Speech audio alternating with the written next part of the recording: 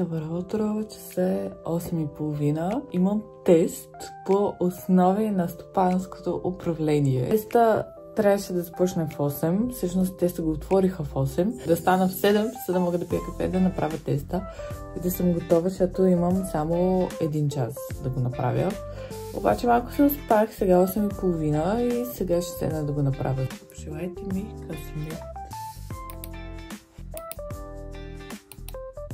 Беше доста тегаво, беше ми трудно, не знам какво направих, но сега отиваме за кафе. После трябва да отида да си взема 2 пратки. Имам да пиша една задача, която ми е за утре вечерта до 10. Трябва да съм я пратила, така че днес трябва да я направим. И от 2 часа трябва да отида на лекция.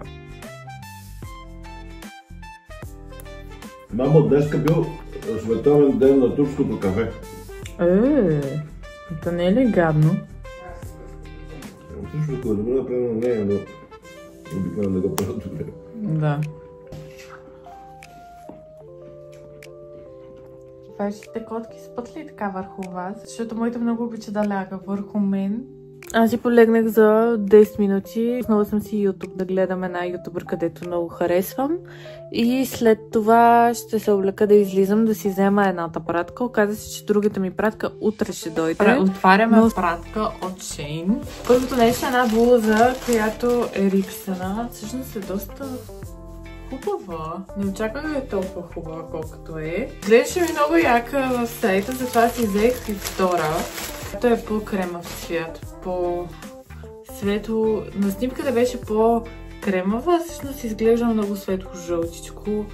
Също не е никак лоша. Взех си ги, за да ми отиват на тази рокля, която е... На снимките изглеждаше супер дълга рокля, като сукманче и като гледам май наистина е супер дълго. Доста е дългичко. Това личко е, може би ще ми е малко голямо. Стига ми почти до глезените.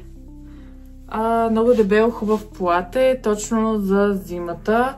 И не го яш! Следното нещо, което Момо реши, че трябва да почне да гризе, са тези матчинг за мен и за моя приятел. Това са подвързи за паспорти. Тези са за надписи на куфари. Очертава се скоро да попътуваме, така че ще са ни от полза.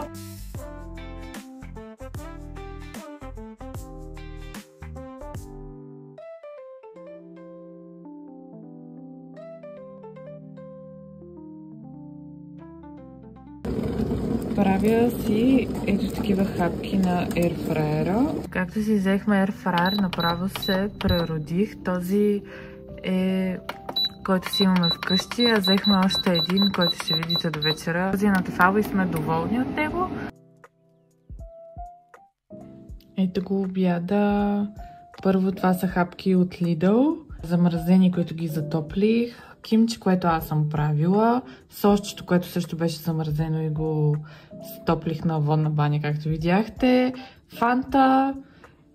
И ето така изглежда в чинийката ми. Много си харесвам тези чинийки. Имам и една по-мъничка с папая. Те са от Пепко. Рядко си ги ползвам, трябва по-често, затова сега съм си я сложила, защото съм си ги купила и не ги използвам, което е скандално. Сега всъщност забелязвам, че и на халата ми има папая. Накиснах сутринта бадеми във вода и сега ще правя мляко. Трябва да ги изсипаме в блендер.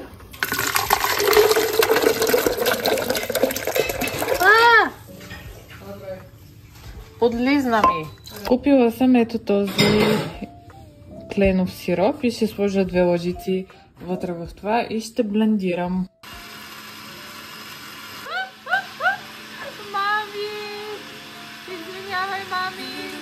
Ето в това ще изсипя сместа и ще отседа само млякото. Сега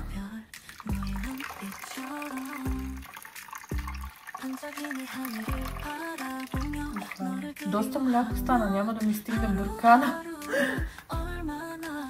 Ти колко си да сложиш? Не знам, догоре половин литър. Горе е литър. Значи литър.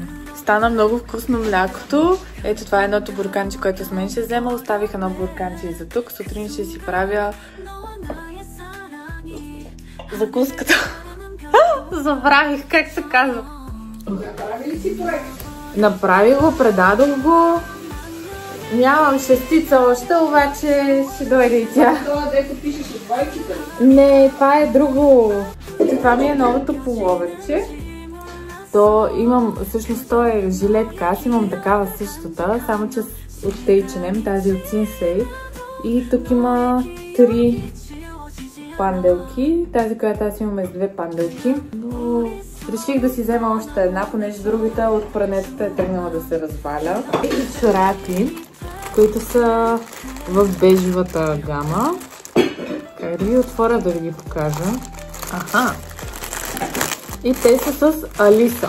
Кралицата на сърцата. Ето я Алиса. И последните пак са с Алиса. После, ето така, това са ни рибките, филета от кек. Ги слагаме за 10 минути на ерфрайера. Направихме 5, сега още 5. Това е ерфрайера, от който сме много доволни на косори. Тук варим картофи и си нарязахме лук за салата. Имаме и кекчета, които мама ни направи от белтък, гъби и спанак. Мариновахме ги с горчица, сол и пипер и изглеждат много вкусно. Delicious! Днес ще правим Vision Board за 2025-та. Купила съм си ето това платно и си принтирах много снимки и сега ще ги залепа. Имам лепило и тиксо, двойно залепище. Ще видим кое ще свърши работа.